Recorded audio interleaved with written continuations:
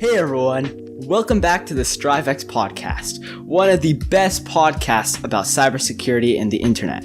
My name is Sharma, your co-host, and Arjun Verma. Now, today we will be talking about something a little more technical than what we usually do.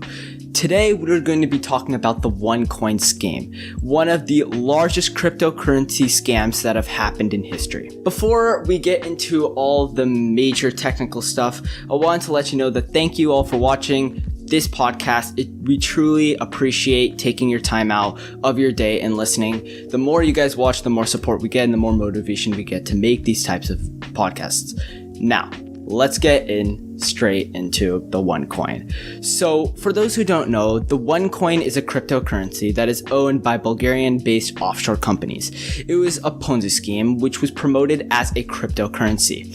Now, for those who don't know, Ponzi schemes are used as a sort of scam in which they take the money directly off the investors, but they don't return the money. This is similar to a pump and dump scheme that we'll get into a little later. Now, they make a profit off of that and run away.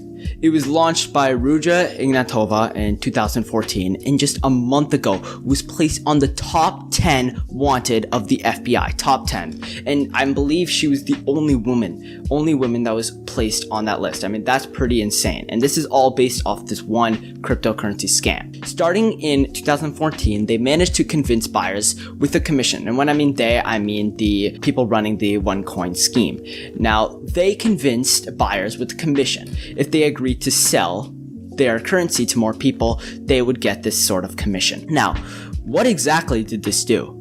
Well, the more that people bought the coin, the more money they were able to generate, similar to this pump and dump scheme that I was referring to earlier. It was said that this coin was able to generate a whole $4 billion from the scheme and ended up taking a massive toll on the people. $4 billion. This was clearly a toll on the economy, and that's crazy that one person and this whole coin was able to take so much of a sanction of the people.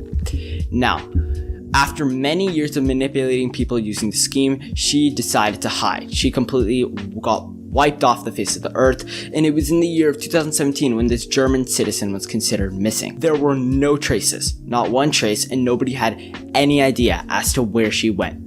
Not so long after, in the year 2019, one bureau published a warning asking for any information about this lady. And for those who actually had information, would receive $100,000. This is a pretty serious matter if people are looking to try to find information and they are begging with money. Although crypto's scams are quite often nowadays, many forget to understand that these schemes are quite detrimental. As I previously said, $4 billion that this whole coin was able to profit. Now, this was probably very detrimental to the economy and detrimental to the people that actually got scammed. Now, these cryptocurrencies, they are not stopping. They grow in numbers. In fact, later in this podcast, I'll be discussing one of the top couple major cryptocurrency scams that occurred in 2022. It's quite detrimental, as I said, not only to the individuals who fall victim to the scam, but also to the economy. Many of these cryptocurrencies are not regulated by the government or not highly regulated by the government, and many of these scams end up taking place with cryptocurrency, especially illegal operations. However, it is without a doubt that these types of scams should not be unheard of, and it should be released to the public. Now, although there is quite a bit of coverage, we believe as StriveX Academy that we must advocate more on this. Crypto scams are getting bigger and more people are falling victim, and they are getting pretty good at being able to hide it. Now, we don't want it to be unnoticed about the world, so we want to get into that. But before we even touch more into the OneCoin, and we'll discuss more into that, I do want to talk about something that's pretty major and a pretty big cryptocurrency scam, and that's the pyramid scheme. It's a scheme that's fairly popular. It's a hierarchically based scheme in which the ultimate goal is to bring in more investors. The initial promoters being in a set of investors, and the investors bring in more investors. The number of participants goes up, and the more investors end up investing into this product.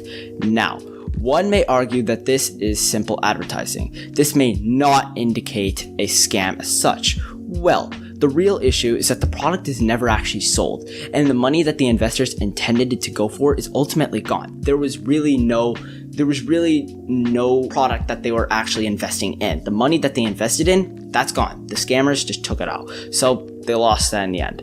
Now, what I mean by this is that this product does not exist, meaning that the money that they're investing in, that product does not exist, meaning they're not getting anything in return. So the money that they invested in, it will be gone.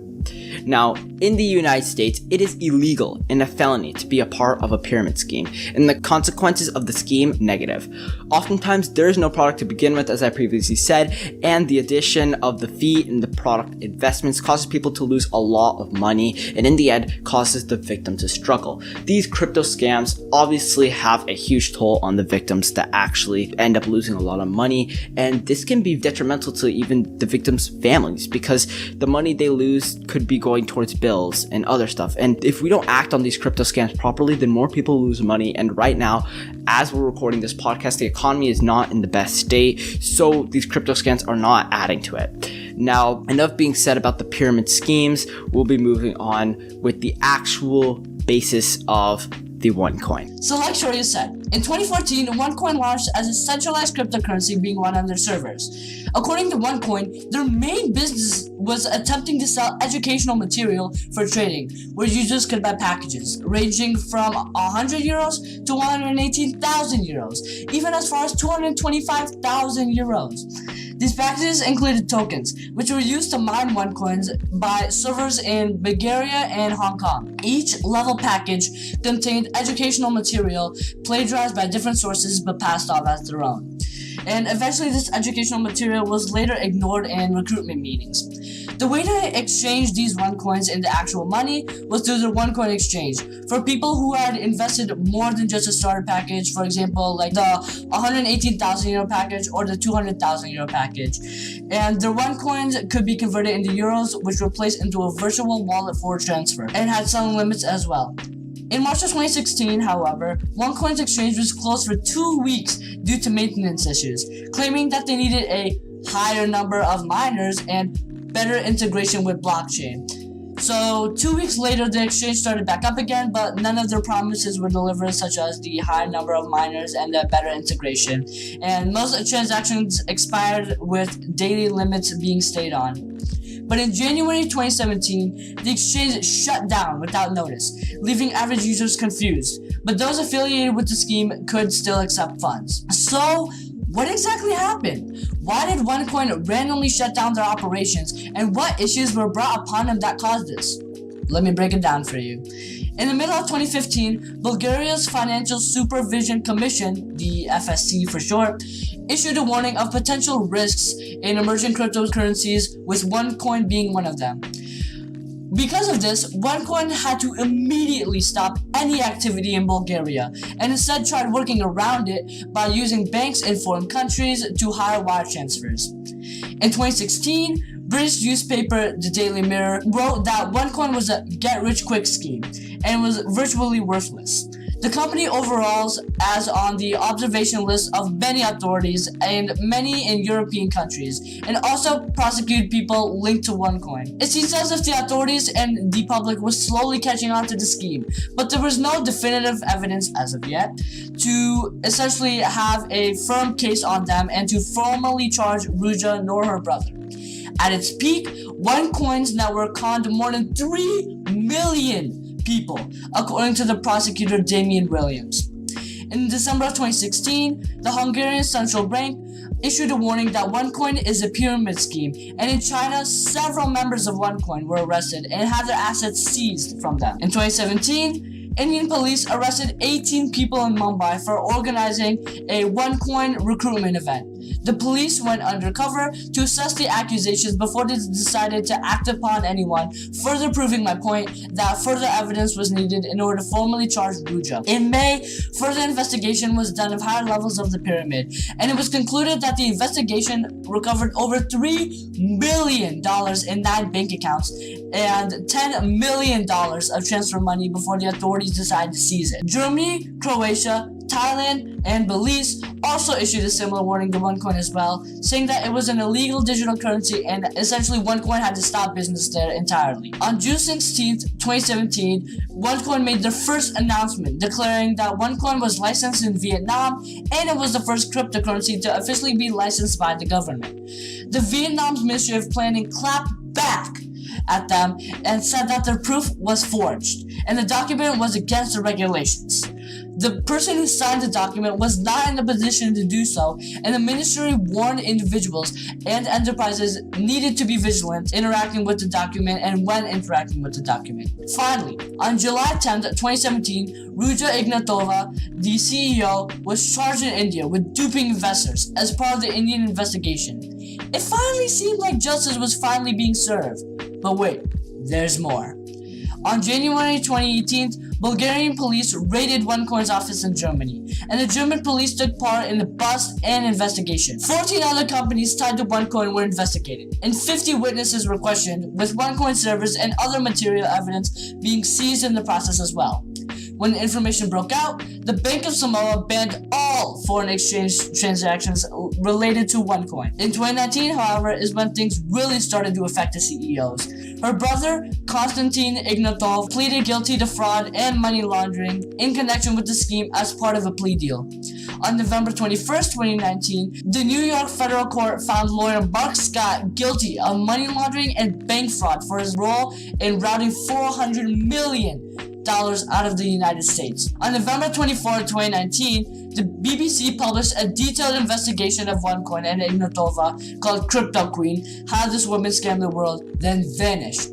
The reporters believe that Ignatova resides in Frankfurt, Germany under a false identity. In 2020, the U.S. Treasury Financial Crimes Enforcement Network showed that the Bank of New York Mellon was flagged to the enforcement of $137 million worth of transactions related to OneCoin. In 2021, Ruja and Gilbert were found in default at an ongoing trial in the United States. But in 2022, crazy news broke out when Europol added Ignatova to their Europe's most wanted list, offering a €5,000 reward for information leading to her arrest. On June 30th, around 2 weeks ago actually, when we're recording this, the FBI added Ignatova to the 10 most wanted fugitives list, offering a reward of up to $100,000 for information leading to her arrest. So, what are our thoughts on this? Let's take it to Shaurya to explain. So, here's the thing. Before getting into the actual thoughts about the OneCoin, I like to talk about my thoughts overall and kind of talk about some similar scams that have been happening lately. So what do I think about this? Here's the thing. A scam like this had quite a magnitude, but it truly was not the last. $4 billion that went towards this. I mean, I can't even imagine how much federal agents in the government had to pour in order to launch an investigative at this magnitude, and then the money that was already taken by the OneCoin. It seriously had a huge detrimental to our economy and the people of our society.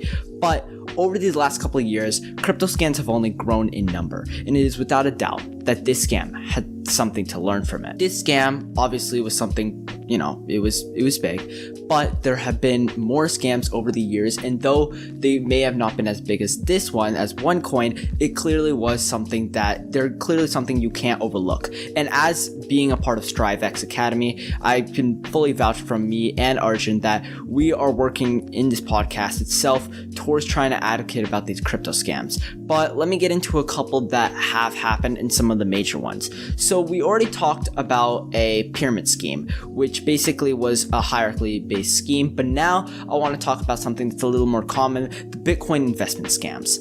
They're known as companies that offer to invest their money and take an upfront fee, but they end up running away with the money. Oftentimes, these even ask for PII information, in which they use information to not only take access to many of your crypto accounts, but also take control of some important information as well. For those who do not know what PII information is personal identification information that is quite important. Sometimes it's not as worth as social security, but sometimes PII is considered a name, but sometimes it's even considered SSN and passport numbers. And these types of information can oftentimes take away a person's identity. It is something that should not be jeopardized with. And if these crypto companies are messing around with it, it is certainly something that it should be protected. So advocating about these Bitcoin investment scams are definitely something that should be going on right now and what we're doing here. Now, another one that I have a little more to talk about is the pump and dump schemes. And the reason why I would like to talk about this is something major and something that raised my eyebrow about a year ago happened. And it's something that personally it had a magnitude, and it involved something that I would like to touch base on. So for those who don't know, the pump and dump schemes work based off the matter in which a lot of investors pump a lot of money into a cryptocurrency coin, and the money gets dumped when the actual promoters take the money and just leave. So it never actually goes through with its plan. Some coins that have commonly gone through pump and dump schemes are known as the Squid coin, and also the infamous Save the Kids coin that happened about a year ago with some celebrities. Now, before getting into further, let's talk about the Save the Kids. This is the example that I was talking about that really raised my eyebrow. There have been a lot of reports on the Save the Kids, but personally I want to give my take on it and truly what I thought about what happened. So this is one popular scam that occurred in 2021. It is quite surprising to hear that this coin was being promoted by celebrities known as FaZe K, FaZe Jarvis, FaZe Tico, FaZe Nikon, and Ricegum, who are all part of the gaming esports organization FaZe Clan. These celebrities of course had a large following, causing many of their fans to pump a lot of money into the Save the Kids coin. Now, originally the idea of Save the Kids was supposed to be donating a lot of money to like charity in order to quite literally save the kids. But the actual ultimate goal of this coin was only to scam their fans. Now, there have been a lot of reports and controversy of whether or not the celebrities actually intended to do it, and some say that there was another man behind it, which I don't want to really get into that debate because truly there are a lot of ways into looking about how the situation goes, but the situation is really not who's at fault rather than looking at something that celebrities tend to do and what truly happened in the situation. Now, as I was saying, a lot of fans pump a lot of money into this, and that's when everything started to go downhill. The money was dumped. As the investors sold off much of the money, many celebrities did as well. After a week, the value of the coin dropped more than 50%. Now, if you're trying to really save the kids and have a good coin trying to blow up and actually be very popular, it shouldn't be dropping that much of value. Even like something like Bitcoin that has been dropping in value, it doesn't drop that quickly yet. But right now that dropped completely, meaning that something was wrong. Many investors, they were selling off, and that seems a little suspicious, and dropped even more in the following weeks. It is without a doubt that these celebrities knew what they were doing, and in fact intentionally did this. This was not the first time that FaZe K, one of the lead associates in the project, did something of that sort. And that's something that I truly want to talk about, because though there are many circumstances or many controversy topics of whether or not FaZe K was at fault in this situation, FaZe K, he has been posting and spreading awareness about different coins. I believe one of them was called the Moon coin that he was spreading awareness of. And if that wasn't as suspicious as it was, those turned out to be scams too. I wanted to touch base on this because this is something that has to be advocated about. Now, he was promoting these coins for a while, and these types of coins generate a lot of wealth. Something that is overlooked is that celebrities, in most cases, will promote the scheme. I'm sure that most celebrities are aware that the coin will scam, but they do it anyways because the cash they are given is at great amounts. And it's the cash at the end of the day that they're doing all of this. It is important to understand that these celebrities end up choosing to advertise these coins because in the end, these coins are paying them a lot of money. And to be honest, that's all they care about. I really want to touch on this because celebrities, as I said, will choose the money. Unfortunately, that is the world we live in. The money is personally what they all want. So it's important to, although trust who you're following and enjoy all that, it's important to realize that you have to look into a plan all the way. You look at a coin, and though Save the Kids isn't something you could have predicted, it's still something that if you've done a little more research, you could have seen that it's a little more skeptical. And of course, something you just can't miss, and that's why we are going to, in future podcasting guides, we're going to be talking about more ways to be able to point out scams, because that's a whole nother thing on cryptocurrency. But this could be correlated with a lot of other crypto scams in a way that Save the Kids was something that was a lot of people lost money. And though I think they did try to get a lot of the money back, sometimes they just weren't able to do it. And unfortunately, that was the end result. So we advise that before buying blindly at any cryptocurrency or whatever online, you should really look into what's going on and who is the person behind it and what is their overall goal. Now, enough with Save the Kids and the other scams that have been happening lately, because that will also be talked in depth in another episode. Let's move back into the OneCoin. So what do I think of this? Well, this is one of the biggest scams in history. No doubt about that. It's crazy to see that investors blindly dumped money and invested into the scam with little to no in-depth knowledge about how the scam actually worked, and essentially lost a bunch of money in the end. That should be a big learning lesson for all of us. Never invest your money without digging deeply into the company. The fact that Ruja was able to dupe so many investors into investing in her company is insane. It really goes to show the amounts of manipulation she put onto these investors in order to get them to invest in her company. Her company was already worth more than $1 billion before an actual product was sold, which is actually so crazy. You've seen this with many other companies and failed startups like Nikola, which was essentially supposed to be the rival of Tesla, but yet they had defective products, yet their company was worth more than $1 billion because the owner was able to dupe so many investors into investing into his company. So this really goes to show that you should always be wary of scams like these, and with something very volatile and new like cryptocurrency, because again, cryptocurrency has no regulations by the government like the average dollar does. So cryptocurrency is highly volatile, and like Shaurya was talking about with the pump and dump schemes, a lot of people can lose their money. If they see one coin at a high value, they may try investing, but a lot of the owners and people affiliated with the scheme may dump all of their shares, and the user is essentially left worthless with no money. So you should always be wary and really do your research about OneCoin. And most of the time, these packages are a scam. And if you see these, it's better to just report them and essentially just not interact with them at all, because they will just have a failed business if they have no users. So do not interact with these. Just report them if you really have to, and really be wary about all the scams that are on the internet, such as OneCoin, where essentially anybody can make a cryptocurrency of their own. I can make a cryptocurrency of my own right now, and I can essentially do a pump and dump scheme, and yet the government cannot do anything about it because there's no regulation by the government. So always be wary of these new up-and-coming cryptocurrencies, because most of the time they're just get-rich-quick pump and dump schemes. Really make sure you do your research, and really make sure that you are not blindly investing your money into this. Maybe Ruja will get caught sooner or later, but only time will tell.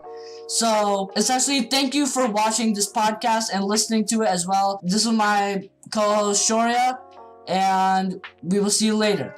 Thank you. Thank you.